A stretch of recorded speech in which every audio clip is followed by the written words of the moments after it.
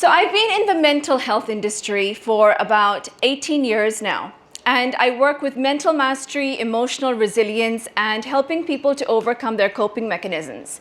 And I have people coming to me for various issues, including anxiety, insomnia, of course, a big one, nervousness, a fear of cockroaches. Now, before we can work on any of those things, we work on sleep. Because if somebody's not sleeping well, nothing else matters. So I was very happy to talk about sleep for two reasons. One, because it's extremely important. And the second one, because I actually happen to be very good at it. So I'm a great sleeper. I have been known to sleep through alarm clocks and someone shaking me awake, and I have slept through all of it. And I've helped many people through sleep issues. So if you can work with me, think of a time where you did not sleep very well. So perhaps you were laying in bed, you were awake, you wanted to sleep and you couldn't sleep. Maybe there's something coming up tomorrow or the next day. It could be an appraisal, it could be something interesting, it could be something that was a promotion that you're getting, yet you're not able to sleep well. And the harder you try, the more difficult it becomes. And you lay in bed and you just can't sleep. And then you get anxious about not being able to sleep. And if that happens, scan your body. How would you be feeling? Okay. How many of you have actually had a sleepless night? Anybody here? Yeah. How many of you remember what it was like the next day? Yeah, not very comfortable. So what happens is the next day, you're not functioning optimally. And on the day itself, we tend to think of sleep as something to do, something to tick off your checklist. And that prevents us from sleeping. So what did I do today? I went to work, I paid my bills, we went home, you made love, and now sleep is another thing to tick, right? And of course, sleep is something that you can't do. We need to allow it. We need to undo in order to sleep. And all of this happens in the mind. Understanding the mind is an important part of this. So I'm going to be talking to you about the mind in a moment. The benefits that we get is a lot. So the benefits is reduced chronic diseases, increased relationships, increase in health. So all of these benefits that we think we want, we think we're going to get it by working hard, exercising, and eating well. But actually, sleeping well will give you these benefits much more than anything else ever would. And 38% of Hong Kongers have noted to have insomnia issues. That's a very high percentage. So 38% of people are not sleeping well. Why? What's happening? And how can we actually shut down? I'm going to ask you to do a very quick exercise. So we're going to look at the power of the mind. If I invite you to place both your hands out like this. Okay. On your left hand, imagine that you're holding a bunch of helium balloons. And on your right hand, imagine that you are holding a very, very heavy weight. Notice the difference. So notice the difference between the helium balloons and the heavy weight, and the helium balloons and the heavy weight. Feel the heavy weight and notice the lightness of the helium balloon, and feel the heavy weight and notice the lightness of the helium balloon. And if you look around the room now, see how many of your hands have shifted in position. There'll be many people whose hands are something like this. Yeah?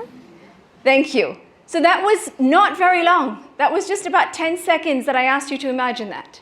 You can see how quickly thought becomes reality. Thoughts create a perception, we feel that in the body, and we respond to our thoughts. And so shifting the quality of our thoughts is one of the best things that we can do for ourselves. So let's talk a little bit about thoughts. How many thoughts do you think you have per day?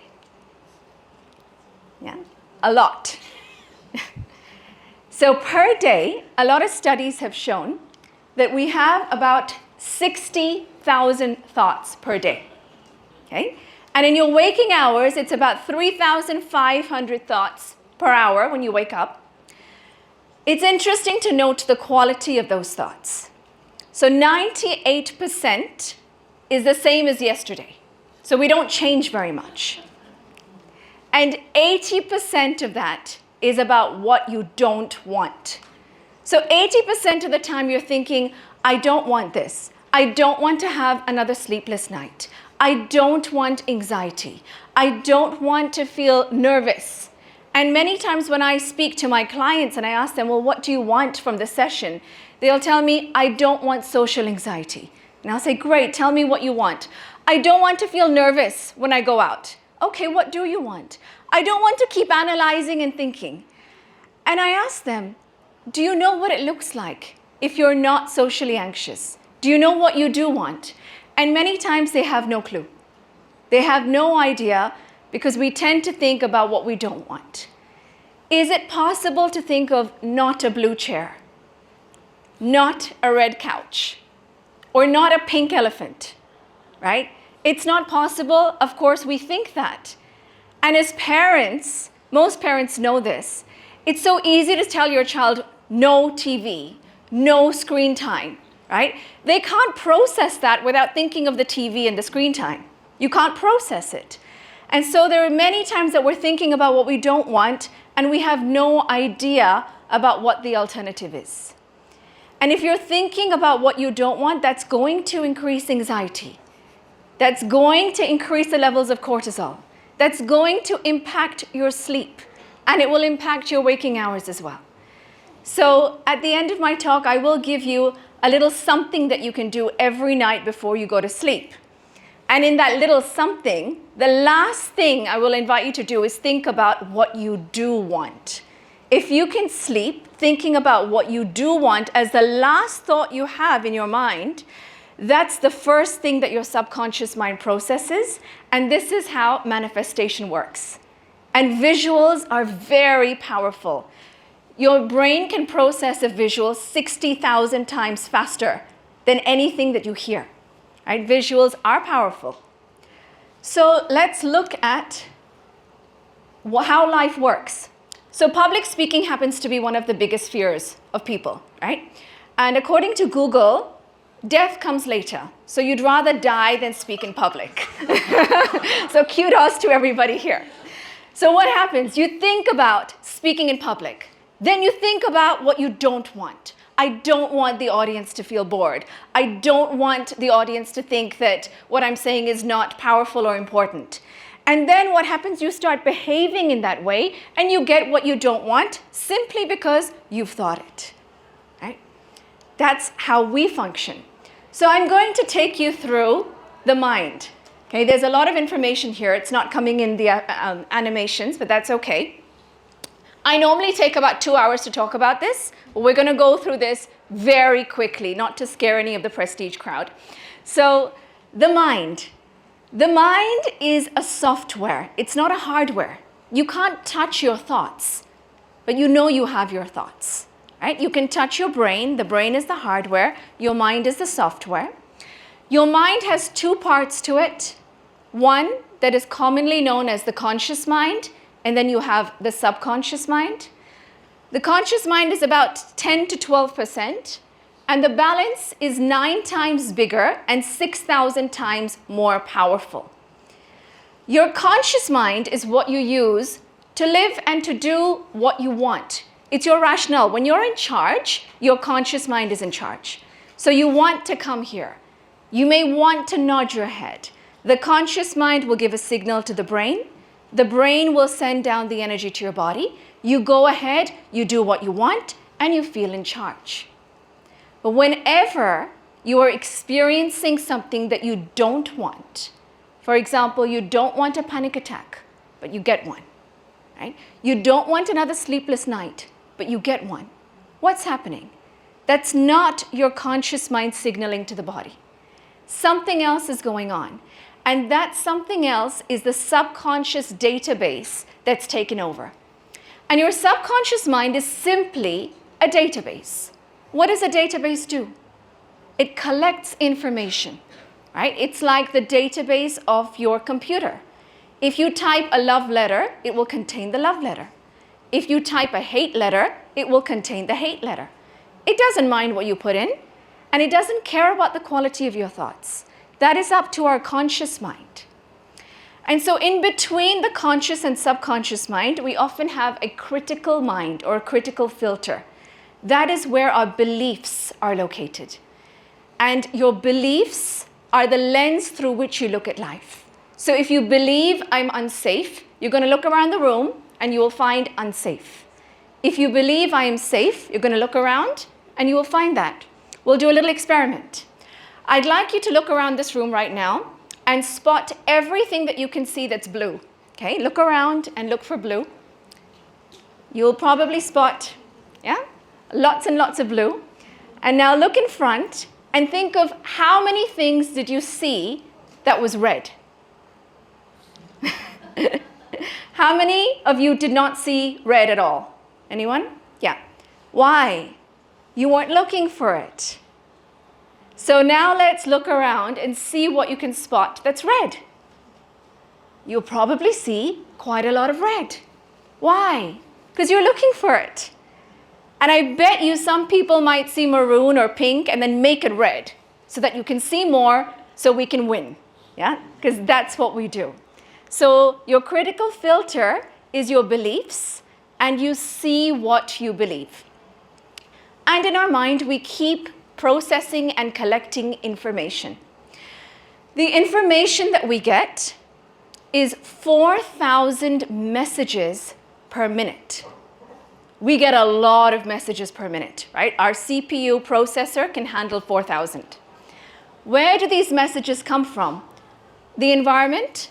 So every dress that someone's wearing is a message unit. Every word that I'm saying is a message unit. Okay, that's the environment. There are messages that come from your body. You're hungry, you're thirsty, you're itchy, you're sleepy. Messages come from your conscious mind. You think, this is better or worse than what I thought. And your subconscious mind gives you memories. So 4,000 messages a minute. Those messages get received by the conscious mind. And they stay there for about 60 to 90 minutes. So it's easy to remember what happened in the last hour. If I test you, and if I ask you about Colleen or Gigi's speech, you might remember it. Yeah? If I ask you, tell me right now, where were you last Tuesday at 3 o'clock? Okay. Not so easy, because that information is not right here. So after the first 60 to 90 minutes, the information goes from your conscious mind to the critical filter. Then when you sleep, the information goes into your subconscious mind, okay, when you sleep. And when you sleep, your mind processes everything that's happened in the day. All your thoughts, all your emotions, your experiences, everything gets stored when you sleep. And that's the time where your mind gets updated with information, so your thoughts get stored, your emotions get stored, and your body repairs itself. Understanding this will give us one big tip. And that big tip is, if something has happened in your day that you're not happy with, and you neutralize yourself before sleeping, your subconscious mind will not store that trauma. Okay? So the best thing that you can do before you sleep is to neutralize your emotions. So if you had a fight with your spouse or your best friend, and you felt frustrated, and you felt upset, and you felt angry, and you neutralize that before you sleep, what will get stored is the fact that you fought. Because that's a fact. You can't eradicate fact. The frustration that you felt. You made it mean that they didn't understand me, or I'm not so important. Those things will not get stored if you can neutralize that before you sleep. So a shutting down routine is essential. And no matter what we think, some people may remember dreams or not, we all dream. So in that processing of information, we go through a dream cycle. Okay? And here is what our dream cycle looks like. It occurs in 3 stages. And it's around equal. So let's say if you are privileged and you sleep for 9 hours a day, each section is 3 hours. Okay? So the first 3 hours is the processing, then it's the predictive, and then it's the venting. What happens in the processing part? We are processing data from the day. So everything that happened so far in the day, you place that in your subconscious mind at night when you sleep. The last thought that you have is the first thought that gets processed. So think about this as a messy woman's handbag, okay? The last thing that you place on top of that handbag is the first thing you'll pull out. And the first thing you put right at the bottom is the last thing. So last in, first out. And so sleeping on a good note is essential. So the first third is your processing and database updation. Then you go into the deepest part of your sleep cycle. Okay, that's where you get the REM movement, the eyeballs are rolling everywhere. And in the deepest part of your sleep cycle, you align your life, you align your energies with your belief systems. So if your belief system is, I'm not safe, your energies will align itself so tomorrow you can live a life where you are not safe yet again. Okay? If your belief system says that I can trust, I can use my resources, I am safe, you will align yourself by feeling that way. And we get predictive dreams, which means that we predict how life will go, how life will continue if our belief systems remain this way. If you ever wake up in the middle of the night, okay, and you check that it's the middle of the night, oh, it's 4 a.m., and you have a nightmare, that's your mind probably warning you. There's a belief system that is not working for you. Do something. Change something. Okay? If you don't wake up in the middle of the night, chances are it's not a predictive dream cycle. It's probably the last. So you will only know that this is the predictive part if it actually wakes you up in the middle of the night. And then if it disturbs you, maybe we can talk about that. So we do dream, and mostly we don't wake up in the predictive part.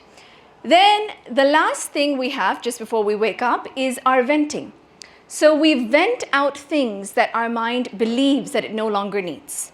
So let's say if you're working on your public speaking, you might be venting out the thought that it's scary. If you are working on being safe, you might be letting go of the thoughts that you are not safe.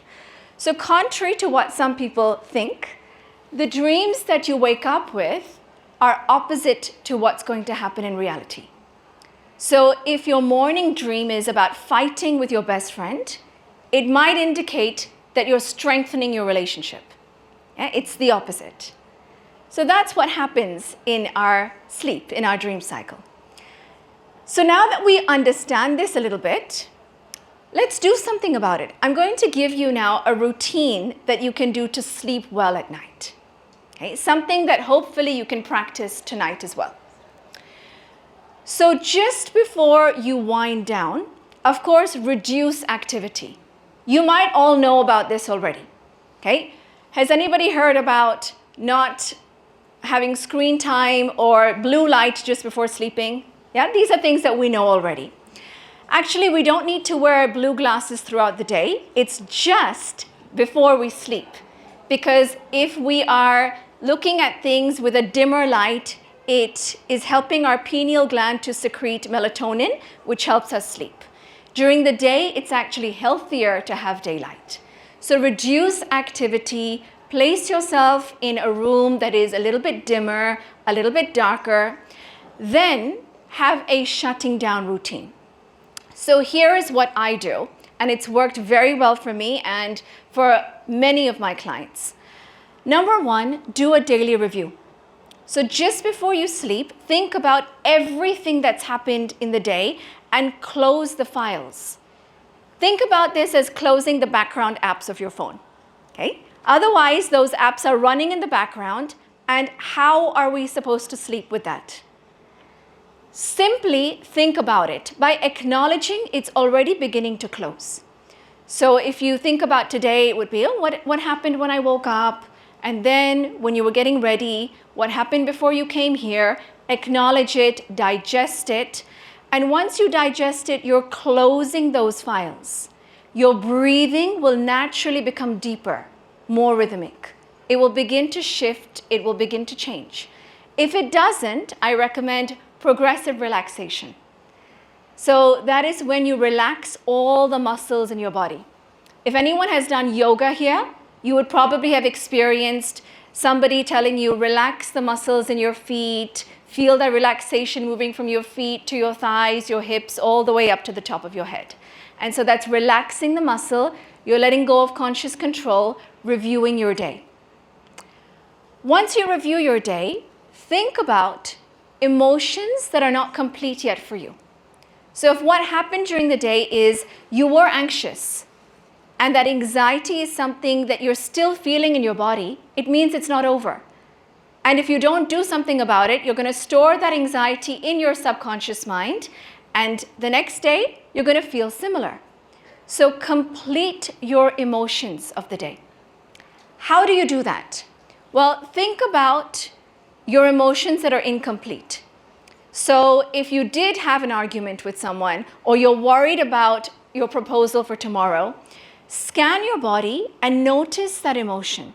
Maybe it's frustration, maybe it's anger, maybe it's sadness, it's anxiety.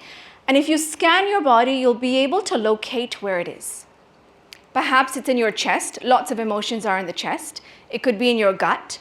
Place your hand there, become very present to that emotion, and take deep breaths. 7 deep breaths will do it, mostly. You know, I have read that if you truly focus on an emotion, it takes 3 minutes only to release it. Just 3 minutes. But if we continue judging, then no amount of minutes will be enough. So if you're angry at someone because you think they shouldn't have behaved a certain way, if you keep thinking they shouldn't have behaved that way and they shouldn't have behaved that way and it's bad and it's wrong, you can be angry for 20 years. Okay? No amount of breaths will help us because that judgment is continuing. But if we can get, they did what they did, which is the art of acceptance, it happened, it's over, non-resistance to reality, it's there, then get present to the anger, and the moment you're present to that anger for 3 minutes and breathing deeply, the anger is done, it's over.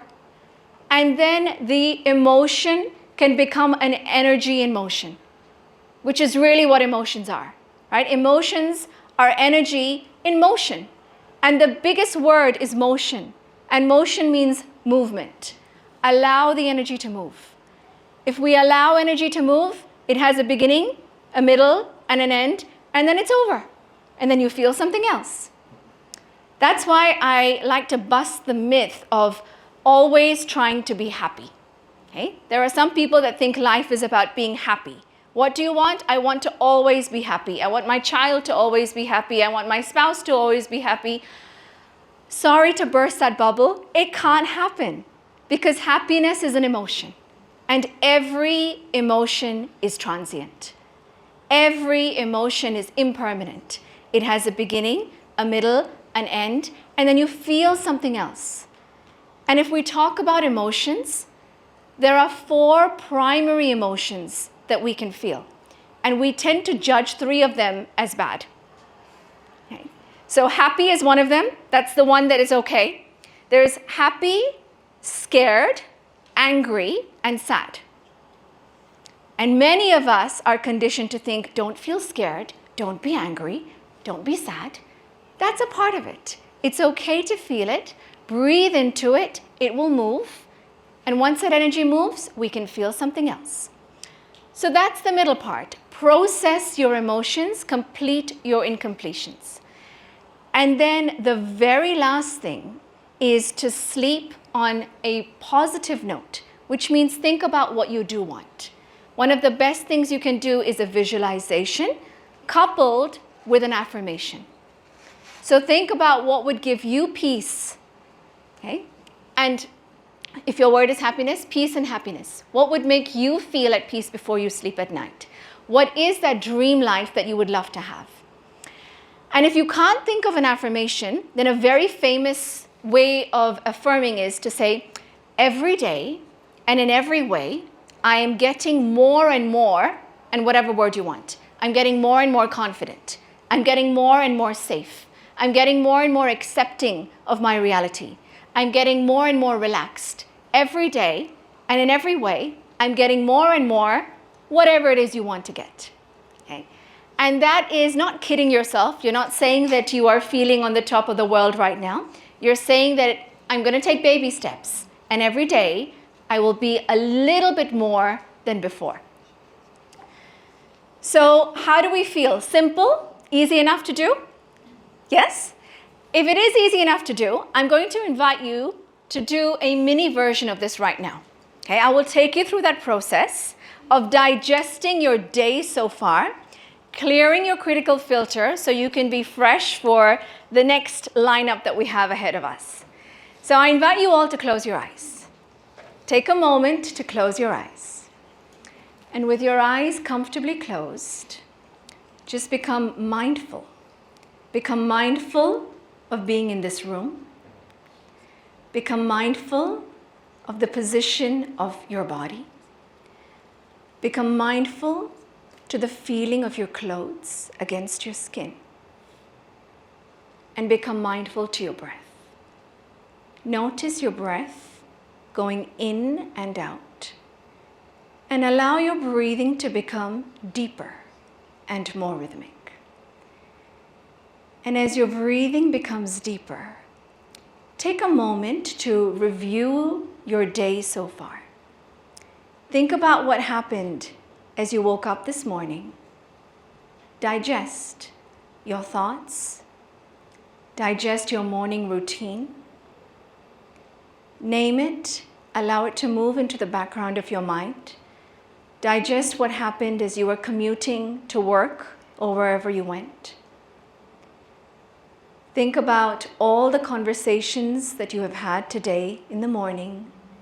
Digest that. Digest your commute to this event. All the conversations that you've had here. The wonderful speakers that we've had, starting with Oceana, Daisy, Gigi, Betty, Colleen. Digest all of that. And then become very present to how you're feeling. If there are any emotions that you feel that are undigested, become present to them. If you feel neutral, then think of anything that is not digested from the past, maybe before today. Become present to any emotion that you haven't fully processed. Scan your body and notice where your body is storing it.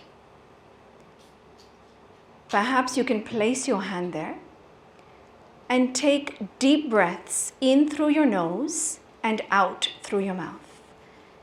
Okay? Take at least 3 deep breaths. As you inhale, bring up that emotion, and as you exhale, allow it to move. As you inhale, bring up that emotion, and as you exhale, allow it to move.